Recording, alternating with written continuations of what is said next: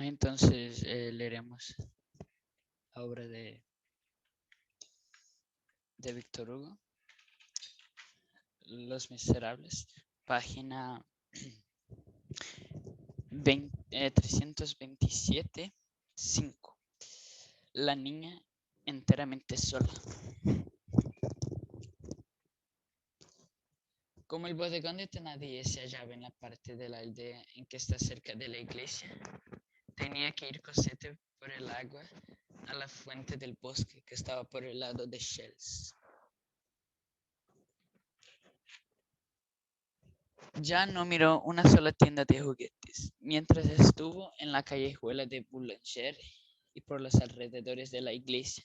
Las luces de las tiendas alumbraban el camino, pero pronto desapareció la última luz de la última barraca, y la pobre niña se halló en la oscuridad más completa.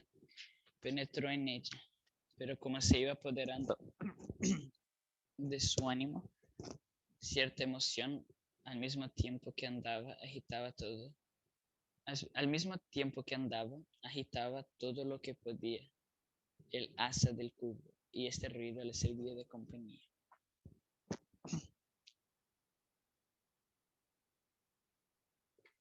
Cuanto más andaba, más espesas se volvían las tinieblas.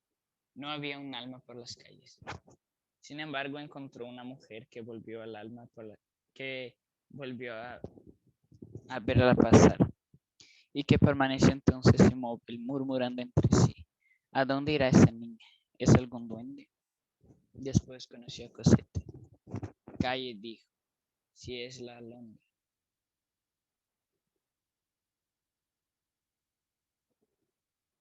Así pasó Cosette el laberinto de calles tortuosas y desiertas en que termina por la parte de Chelles, la aldea de Montfermeil. Mientras vio casas y aún paredes por los lados del camino, fue bastante animada. De vez en cuando veía luces a través de las rendijas de una ventana. Era la luz y la vida. Allí había gente y esto la tranquilizaba. Sin embargo, a medida que avanzaba, iba minorando el paso maquinalmente. Cuando hubo pasado a la esquina de la última casa, era imposible. Dejó el cubo en tierra, llevóse la mano al pelo y púsose a rascar la cabeza lentamente. Esto propio de las niñas aterradas, indecisos. No era ya Montfermeil el que tenía delante, era el campo, el espacio oscuro y desierto. Miró con desesperación aquella oscuridad, donde ya no había nadie, donde no había más que animales, donde había tal vez parecidos, donde había tal vez aparecido. Miró bien, oyó los animales que pasían en la hierba.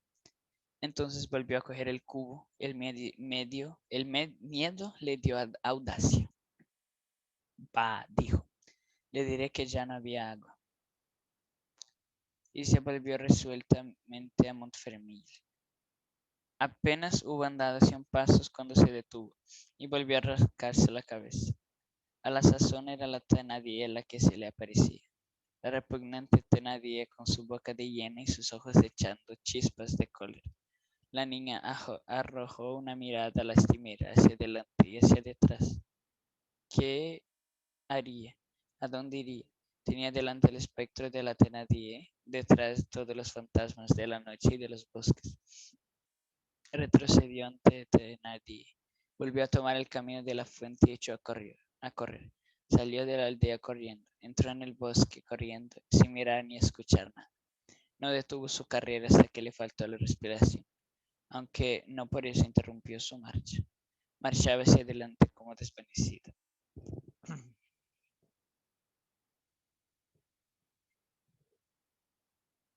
Al mismo tiempo que corría, tenía ganas de llorar. El estremecimiento nocturno de la selva la rodeaba enteramente. Ya no pensaba, ya no veía. La inmensa oscuridad de la noche hacía frente a aquel ser tan pequeño. De un lado estaban las tinieblas, del otro nada. De la orilla del bosque a la fuente solo había 7 u 8 minutos. Cosette conocía el camino por haberlo andado de día muchas veces. Cosa extraña, no se perdió. Un resto de instinto la conducía vagamente. Sin embargo, no dirigía la vista ni a la derecha ni a la izquierda, por temor de ver cosas horribles en las ramas y entre la maleza. Así llegó a la fuente. Era un estrecho pozo natural, abierto por el agua en un suelo arcilloso, de una profundidad de cerca de 2 pies, rodeado de musgo y esa hierba llamada gorgueras de Enrique IV, empedrado groseramente. Partía de allí un arroyuelo, haciendo un ruido suave y tranquilo. Cosette no se tomó tiempo ni aun para respirar. Estaba muy oscuro, pero ella tenía por costumbre ir a aquella fuente. Buscó en la oscuridad con la mano izquierda una encina joven inclinada hacia el manantial, que ordinariamente le servía de punto de apoyo. Encontró una rama, se agarró a ella, inclinóse y se metió el cubo en el ano. Estaba en una situación de ánimo tan violenta que se había triplicado sus fuerzas. Mientras se hallaba inclinada así, no paró la atención en el bolsillo de su delantal. Se vaciaba en la fuente. La moneda de 15 sueldos cayó al ano. Cosette no la vio ni la oyó caer. Sacó el cubo casi lleno y lo puso sobre la hierba. Hecho esto, se encontró abrumada de cansancio. Bien hubiera querido volver a casa enseguida, pero el esfuerzo le hizo para llenar el esfuerzo que hizo para llenar el cubo había sido tal que le fue imposible dar un paso. Viose pues obligada a sentarse, se dejó caer en la hierba y así se acucurró. Cerró los ojos, después lo volvió a abrir sin saber por qué, pero no podía obrar de otro modo. A su lado tenía el cubo cuya agua agitada formaba círculos que se parecían a serpientes de fuego blanco. Encima de su cabeza aparecía el cielo cubierto de vastas nubes negras, formando como masas de humo. La trágica máscara de la sombra parecía inclinarse vagamente sobre esta niña. El planeta Júpiter llegaba acaso en la profundidad del horizonte. La niña miraba con la vista extraviada aquel gran planeta que no conocía y que le daba miedo. Júpiter, en efecto, se hallaba en aquel momento muy cerca del extremo del horizonte y atravesaba una espesa capa de bruma que le daba un tinte rojizo horrible. La bruma lúgubremente teñida de púrpura dilatada el astro, dándole el aspecto de una herida luminosa.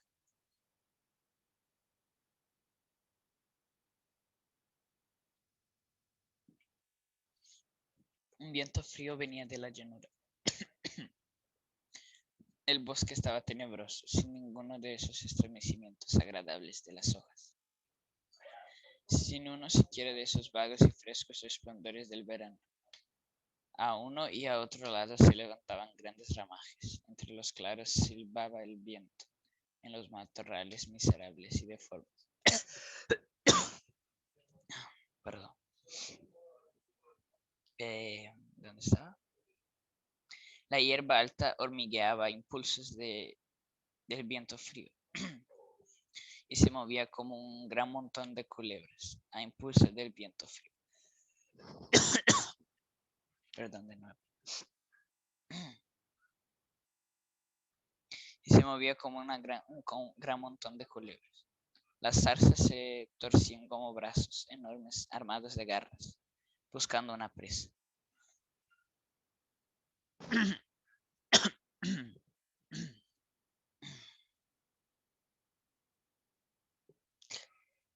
Buscando una presa. Algunas hierbas y hojas secas impelidas por el viento pasaban rápidamente y parecían huir con espanto de algo que las persiguiese. Por todas partes reinaba la lóguebrez.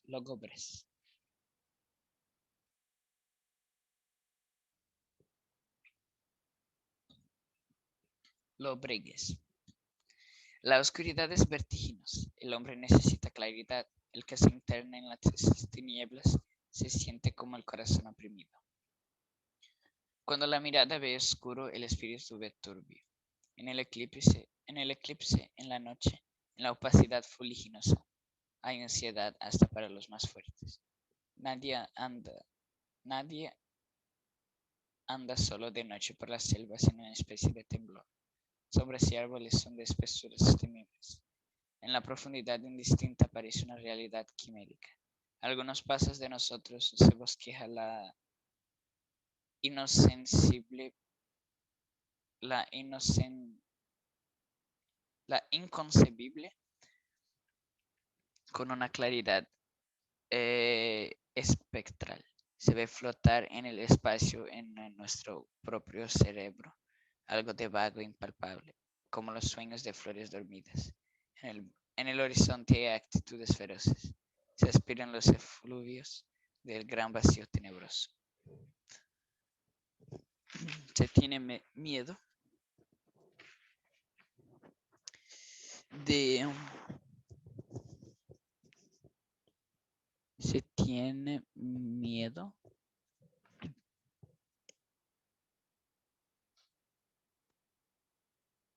y deseo de mirar hacia atrás, contra las cavidades de la noche, contra los objetos, todos los que se hacen pavorosos, contra perfiles taciturnos que se disipan cuando se avanza, contra las imágenes oscuras y erizadas, contra los aspectos irritados y lívidos, contra lo lúgubre reflejado sobre lo fúnebre, contra la inmensidad sepulcral del silencio, contra los seres desconocidos y posibles, la inclinación misteriosa de las ramas, la espantosa torcedura de algunos árboles y de la hierba. No hay defensa posible ni audacia que no se convierta en terror y que no presienta la proximidad de la angustia.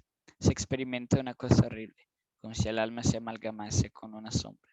Esta penetración de las tinieblas es inexplicablemente siniestra en una criatura.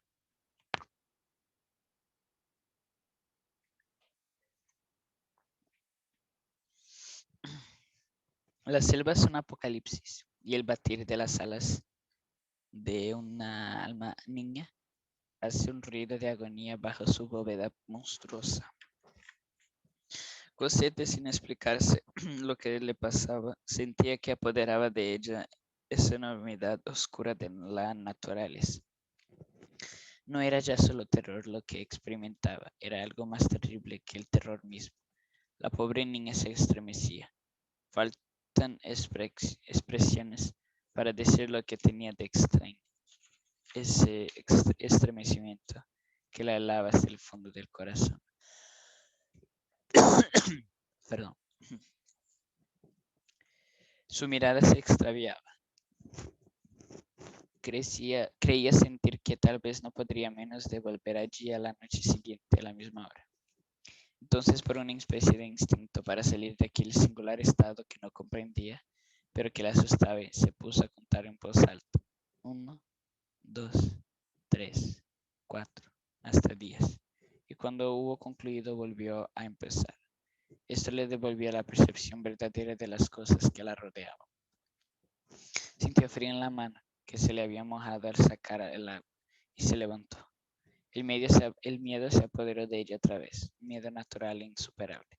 No tuvo más que un pensamiento, huir a todo escape por medio del campo, hasta las casas, hasta las ventanas, hasta las luces encendidas. Su mirada se fijó en el cubo que tenía delante. Tal era el terror que le inspiraba la Thénardier que no se atrevió a huir sin el cubo de agua. Cogió el asa con las dos manos, y le costó trabajo levantarlo, haciendo unos 12 pasos, pero el cubo estaba lleno, pesaba mucho, y tuvo que dejarlo en tierra. Respiró un instante, después volvió a coger el asa y echó a andar. Esta vez anduvo un poco más, pero se vio obligada a detenerse todavía. Después de algunos segundos de reposo, continuó su camino. Andaba inclinada hacia adelante, con la cabeza baja como una vieja. El peso del cubo le ponía sus delgados dedos, sus delgados brazos tiesos y tirantes. El asa de hierro acaba de entorpecer y helar sus manitas mojadas. De cuando en cuando se veía obligada a detenerse, y cada vez que se detenía el agua fría que se salía del cubo caía sobre sus piernas desnudas. Esto pasaba en el fondo de un bosque de noche, en invierno, lejos de toda humana mirada, a una niña de 8 años. En aquel momento solo Dios veía esta escena tan triste. Ay, y sin duda su madre también. porque hay cosas que hacen abrir los ojos a los muertos en su tumba. Respiraba con dolorosa dificultad. Los sollozos le oprimían la garganta, pero no se atrevía a llorar. Tanto era el miedo que tenía la Thénardier aún de lejos. Se le figuraba siempre que la Thénardier estaba allí.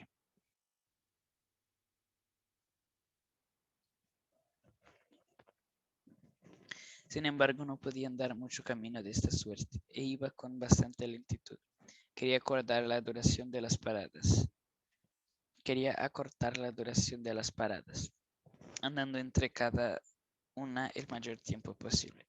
Pensaba con angustia que necesitaría más que una hora para volver a Montfermil y que la Thénardier le pegaría. Esta angustia iba unida al miedo de verse sola de noche en el bosque. Estaba abrumada de fatiga y no había salido aún a la selva.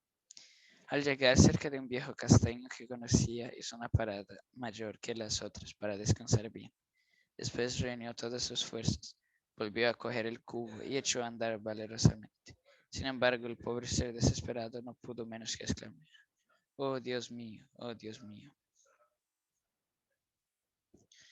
En este momento sintió de pronto que el cubo no pesaba ya nada. Una mano que le pareció enorme acababa de coger el asa y lo levantaba vigorosamente.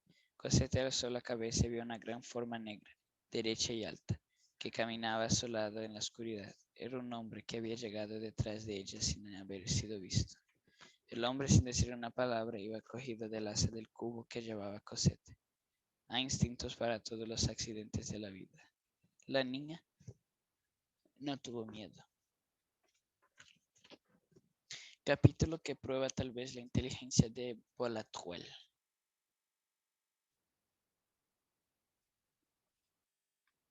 En la tarde del mismo día de Navidad de 1823, estuvo paseando un hombre durante mucho tiempo por la parte más desierta del boulevard del Hospital de París. Parecía que buscaba habitación y se detenía con preferencia en las casas más modestas de la deteriorada orilla del arrabal de San Marcelo. Después se verá que había alquilado en efecto un cuarto en ese barrio aislado. Perdón.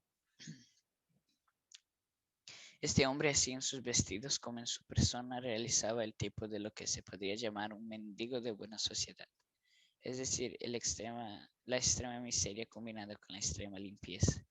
Es una mezcla bastante rara que inspira a los corazones inteligentes.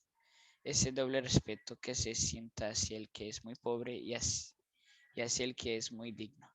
Llevaba un sombrero redondo muy viejo y muy cepillado, una levita raída hasta el hilo, de paño grueso, de color ocre, color que en aquella época no tenía nada de extravagante.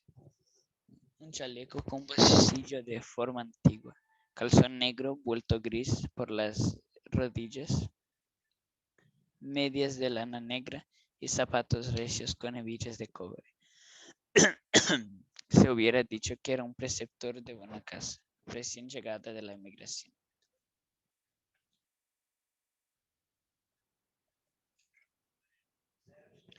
A juzgar por sus cabellos blancos, su frente llena de arrugas, sus labios lívidos, su rostro en el cual todo respiraba el abrumamiento y el cansancio de la vida, se le habrían supuesto muchos más de 60 años.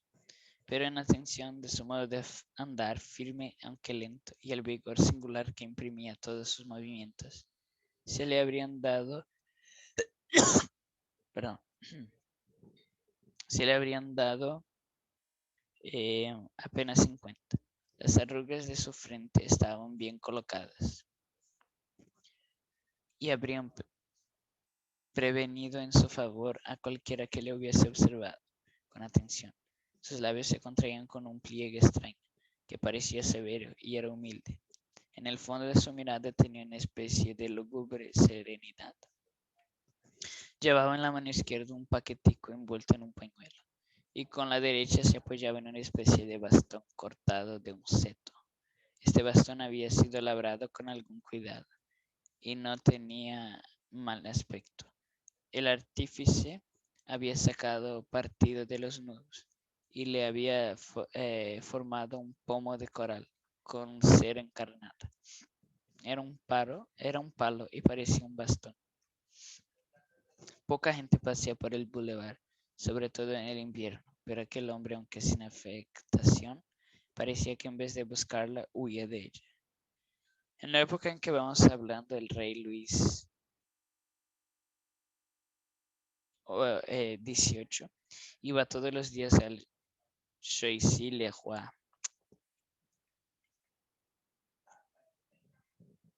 que era uno de los paseos favoritos. Casi invariablemente a esa de las dos. Se veía el carruaje y la escolta real pasar por el bulevar del hospital a todo escape. Esa servía de reloj a los pobres del barrio, que decían, ya son las 2, puesto que vuelve de las Tullerías.